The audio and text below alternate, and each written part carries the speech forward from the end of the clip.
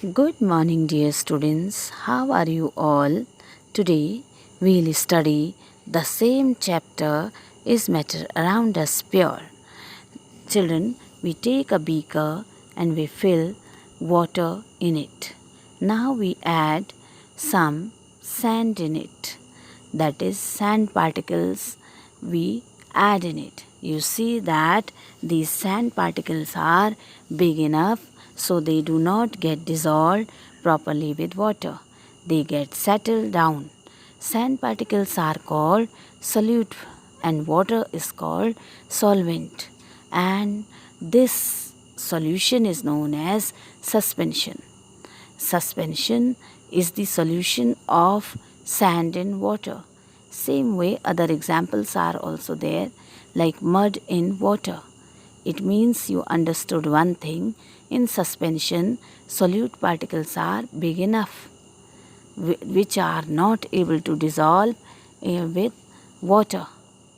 So suspension is made by the mixing of solute in solvent in which solute particles are big enough and they do not get dissolved with water particles.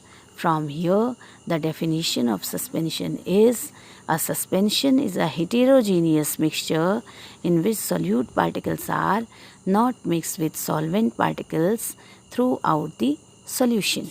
It means the suspension is heterogeneous mixture in which particles are easily seen. They can be seen by naked eyes. They are not mixed at all.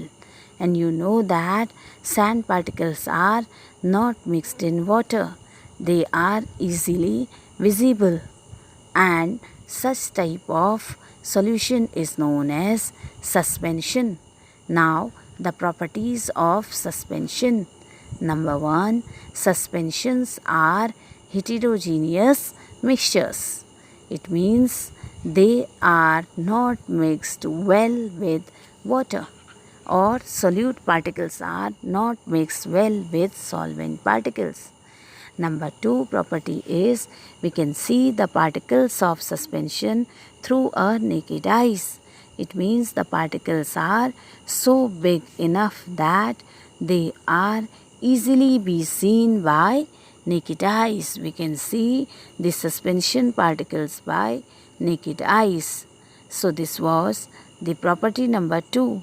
Now, what is there? Suppose you take one glass, in that you fill water, and the particles of suspension, they are there.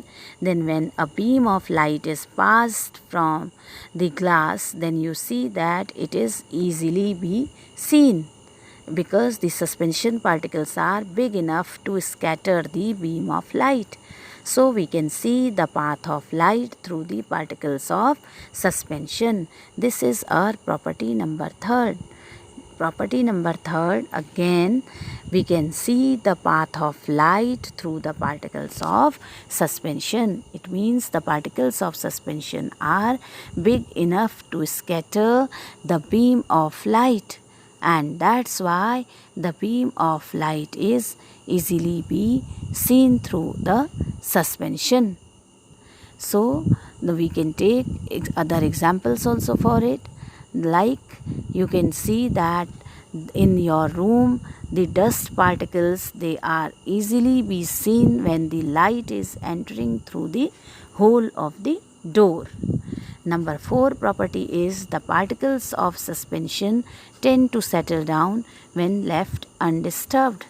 Means for some time when you put the solute particles in solvent, after some time you leave this solution undisturbed, you will see that the particles of solute are not dissolved, they are settled down. So this is the property number 4. Now, next is colloidal. What is colloidal? To see the colloidal, we take example. Suppose we take a glass, and in that glass we add some drops of ink. You see that after some time when you dissolve it, it is easily be dissolved with water, and through You see that throughout the solution, uniform composition is seen. So this is called colloidal. Now, from here we can define colloidal. What is a colloidal? A colloidal solution is a solution of two or more substances mixed uniformly. Means two or three substances, when they are mixed uniformly, then a colloidal solution is formed.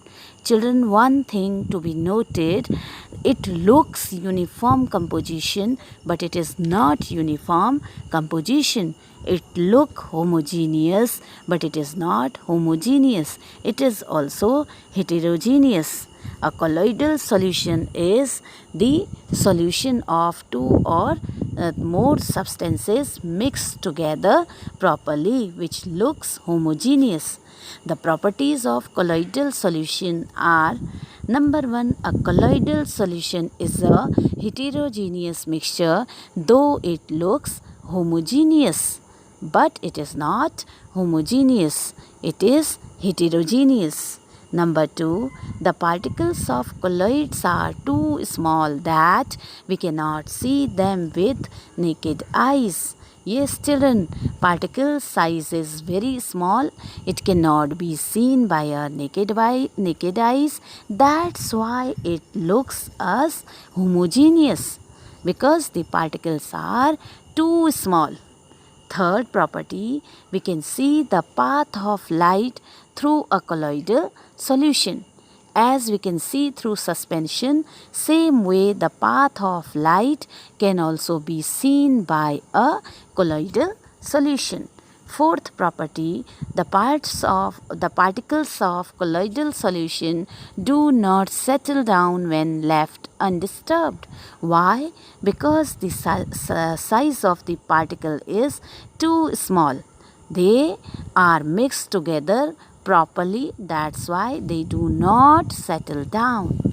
Hence, a colloidal solution is also quite stable, because when left undisturbed, the particles, they do not settle down. So we can say that a colloidal solution is like homogeneous, but it is not homogeneous, it is heterogeneous. Next property is we cannot separate the constituents of colloidal solution using filtration. Suspension can be separated by the filtration, but the colloidal cannot be separated by filtration. Suppose you take colloidal solution of two or more substances. Then what do you see? We see that the particles of colloidal solution are though very small but big enough to scatter a beam of light. When a ray of light is passed through the colloidal particles, or the beam of light is passed through colloidal particles, then this beam of light or ray of light is scattered.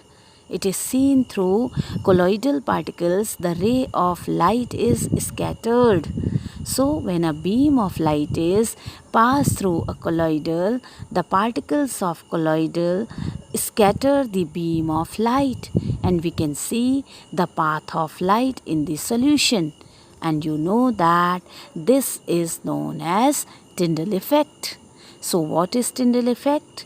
Tyndall effect is the scattering of beam of light by the particles of colloids or colloidal solution is called Tyndall effect. For example, when a ray of light enters in dark room, it is scattered by the dust particles present in the air, and we can see the path of light. This is also known as Tyndall effect. It is very good example, children. You can see at your home in the morning when the door is closed and the sun rays entering from closed door by a hole inside the room, and the path of light is seen by the help of dust particles, because dust particles are here the particles which are spreading the beam of light, and this is known as tyndall effect.